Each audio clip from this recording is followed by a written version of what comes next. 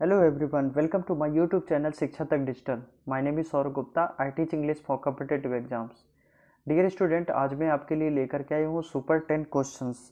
और ये क्वेश्चंस आपके एग्जाम्स के लिए बहुत ही इंपॉर्टेंट हो, चाहे आप CHSL की प्रिपरेशन कर रहे हो, CGL की प्रिपरेशन कर रहे हो, या टेट की, सुपर टेट की, या फिर कोई भी डिफेंस का एग्ज़ाम या कोई भी प्रिपरेशन कर रहे हैं जिसमें इंग्लिश आता है, उसके लिए ये क्वेश्चंस जो भी है ये बहुत ही ज़्यादा इंपॉर्टेंट है। इसलिए आपको इन क्वेश्चंस को सॉल्व करना है और देखना है कि आप इनमें से कितने क्वेश्चन को सॉल्व कर पा रहे हैं। लेकिन फिर भी अगर कोई दिक्कत होती है तो आप मेरे व्हाट्सएप नंबर से क्रॉस क्वेश्चन कर सकते हो और उस पर आप एक्सप्लेनेशन मांग सकते हैं, ठीक है? तो मैं रिप्लाई कर दूंगा। चलिए स्टार्ट करते हैं, पहला क्वेश्चन देखते हैं। फर्स्ट क्वेश्चन देख पा रहे हैं आप, तो यहाँ पर आपका जो क्वेश्चन लिखा हुआ है साइलेंटली रीड योर बुक।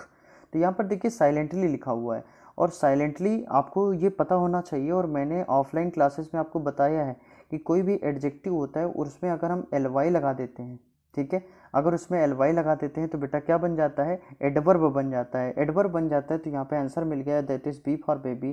तो बी फॉर बेबी हमारा यहाँ पर करेक्ट हो जाएगा। उम्मीद है समझ में आ गया होगा। आगे चलते हैं सेकंड नंबर क्वेश्चन पे। तो सेकंड नंबर क्वेश्चन पे लिखा हुआ है हे पुट दैट डाउन। तो यहाँ पर आप देख रहे हो कि यहाँ पे एक्सप्लेनेशन साइन मिल गया है, और आपको कभी भी एक्सप्लेनेशन साइन मिल जाता है तो फिर आप समझ जाते हैं कि वहाँ पे क्या हो गया, इंटरजेक्शन हो जाएगा। तो सी ऑप्शन है यहाँ पे हमारा करेक्ट हो जाएगा। दो क्वेश्चन ये पार्ट ऑफ स्पीच के थे। आगे चलते हैं थर्ड नंबर क्वेश्चन पे। तो थर्ड नंबर क्वेश्चन जैसा कि आप देख रहे हो एरर वाला पार्ट आ गया है। तो एरर के क्वेश्चन को सॉल्व करना बहुत ही आसान होता है, ठीक है? तो चलिए सॉल्व करते हैं। लिखिए in Delhi he suddenly came across many of his friends who had settled there. अब देखिए यहाँ पे एक शब्द मिल रहा है आपको, क्या मिल रहा है? Came across. तो आपको पता होना चाहिए ये एक फ्रेज होता है, ठीक है, फ्रेजल वर्ब है, दैट इज कम अक्रॉस। और कम अक्रॉस का मतलब क्या होता है? इसका मतलब होता है कि मीट सडनली, ठीक है, मीट सडनली, अचानक से मुलाकात हो जाना। अब अचानक से मुलाकात हो जाना, तो देखिए यहाँ पे सडनली भी लगा है, केम अक्रॉस भी लगा है, जो कि गलत है ना। सडनली को हटा दीजिए, सडनली को हटा देंगे और क्वेश्चन हमारा सही हो जाएगा। तो यहाँ पर जो गलती है वो बी पार्ट में है, और ये क्वेश्चन उम्मीद है समझ में आ गया होगा।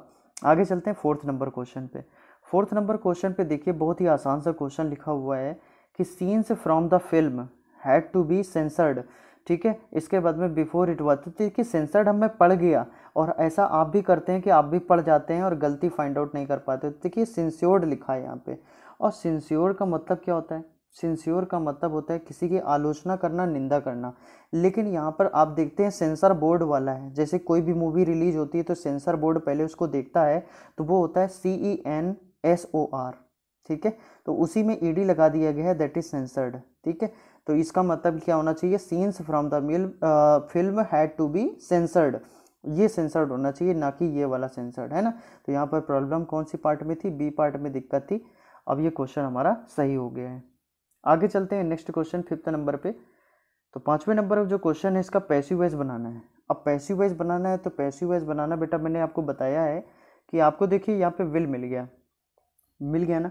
अब यहाँ पे एक चीज़ है कि जब हम पैसिव वॉइस बनाएंगे तो हमें ऑप्शन में देखना होगा विल बी, और विल बी के साथ में वर्ब की थर्ड फॉर्म। अब आप देखिए कितने ऑप्शन में विल बी के साथ वर्ब की थर्ड फॉर्म है। पहले में विल हैव है जो कि हो नहीं सकता, सेकंड में कैन बी, ये भी नहीं होगा, मे बी, ये भी नहीं हो सकता। तो कौन सा option? D option. D option हमारा करेक्ट हो जाएगा। आगे चलते हैं नेक्स्ट सिक्स नंबर क्वेश्चन पे। सिक्स नंबर क्वेश्चन पे लिखा हुआ है, नरेशन देख लीजिए, लिखा हुआ है John said to me where. अब John said to me where लिखा है ना, तो WH वर्ड से स्टार्टिंग हो जाती है, तो वही कंजक्शन का काम करता है जैसा कि नरेशन में आपको बताया गया है। तो सबसे पहले सेड टू को बदलेंगे किसमें? आस्क्ड में। इसके बाद में वेयर के बाद में सब्जेक्ट चाहिए, यू सेकंड पर्सन ऑब्जेक्ट के अकॉर्डिंग आई आ जाएगा, यानी आई हैड बीन मिलना चाहिए, है ना। तो ये कंडीशन कौन सा ऑप्शन फॉलो कर रहा है? John asked me where I had been the previous night, यानी डी ऑप्शन। डी ऑप्शन हमारा करेक्ट हो जाएगा। चलिए नेक्स्ट आते हैं। अगर नरेशन पे दिक्कत है तो बता दीजिएगा, तो मैं नरेशन पे एक छोटा सा वीडियो बना दूंगा और नरेशन पूरी तरह से क्लियर हो जाएगा। आगे चलते हैं, सिनोनिम फाइंड आउट करना है। 7 नंबर क्वेश्चन है, और सिनोनिम फाइंड आउट करना which is very very easy. Reckless मैंने बहुत बार बताया है, रेकलेस ड्राइविंग होती है, इसका मतलब कि केयरलेस। रेकलेस का मतलब केयरलेस। अब केयरलेस का मतलब कहीं ना कहीं we can say that headless, एक वर्ड और मिलता है इसी से मिलता जुलता, हेडलेस, है ना। तो हेडलेस का मतलब यहाँ पे क्या होता है? रैश ड्राइविंग, जल्दीबाजी में, है ना। तो बी फॉर बेबी, तो बी फॉर बेबी हमारा करेक्ट हो जाएगा, और यही हमारा करेक्ट सिनोनिम है। करेजियस का मतलब होता है हिम्मती, बोल्ड का मतलब भी हिम्मती होता है, और डेयरिंग, वो ए, सी और डी आपस में सिनोनिम होंगे। आगे चलते हैं 8th नंबर क्वेश्चन पे। यहाँ पे एंटोनिम फाइंड आउट करना है। जब भी मैं कल्पेबल दिखता हूँ तो मुझे एक वर्ड और याद आता है। कल्पेबल से मिलता जुलता एक वर्ड होता है कल्प्रिट। क्या होता है? कल्प्रिट। कल्प्रिट का मतलब क्या होता है? दोषी या गुनहगार। दोषी या गुनहगार, तो यहाँ पे एक वर्ड और मिलता है, इंडिक्ट मिलता है, इंडिक्ट। कोई भी दोषी है या गुनहगार है, तो इसका मतलब हमें यहाँ पे एंटोनिम चाहिए। तो इसका मतलब वो गुनहगार नहीं होगा, कहीं ना कहीं वो इनोसेंट होगा। अब इनोसेंट होगा तो कौन सा ऑप्शन यहाँ पे जाएगा? तो यहाँ पे ब्लेमलेस मिल रहा है, बी फॉर बेबी में, वही हमारा करेक्ट है।